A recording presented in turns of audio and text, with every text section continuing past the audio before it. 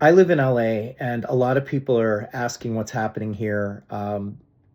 It's crazy. It's like military planes flying in the sky, helicopters everywhere, fires from all areas of LA converging, nobody knowing if they're safe, frantic anxiety, dark, skies, ash. It's pretty crazy. Luckily, we're safe where we live currently, but we had a close friend who lost their home, a nice home, a home that they had all their memorabilia in, all of their stuff.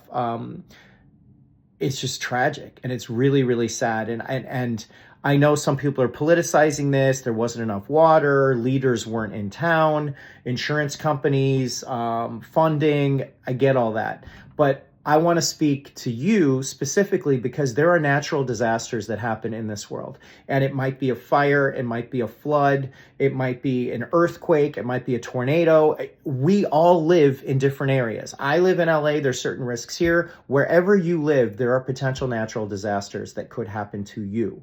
And I just want to make sure we're as prepared as we possibly can, from a practical perspective and a psychological perspective. So three things we all need to do. And I would encourage you, please. I would challenge you, please, to make sure you do these three things so that we're all prepared. I'm doing the same. The first is an inventory. Take inventory over what you have in your house. Take pictures, take videos. Make sure you know what it is that you have, and divide it up into two ways. Your memorabilia that you can't live without, whether it's photo albums or it's whatever it is, put them all in one place.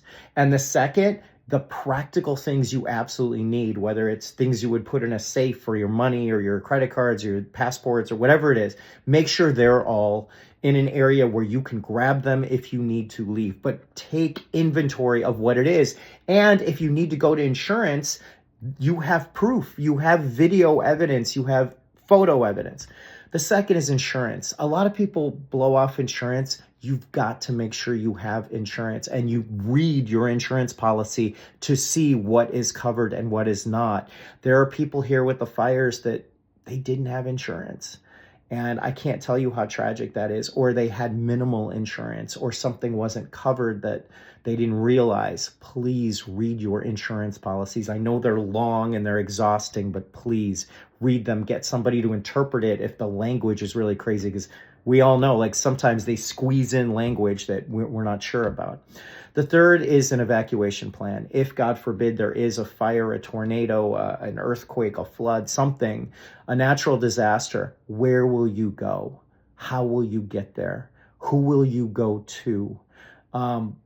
We all need support. It's impossible to live this life alone. So please do these three things. Plan for these three things. Know what you're going to do with your inventory, your insurance, and your evacuation plan.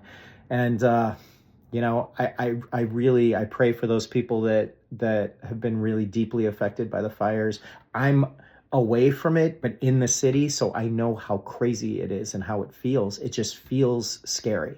So I just wanted to share that with you because I want everyone to be as prepared as possible if this ever happens to you. Thanks.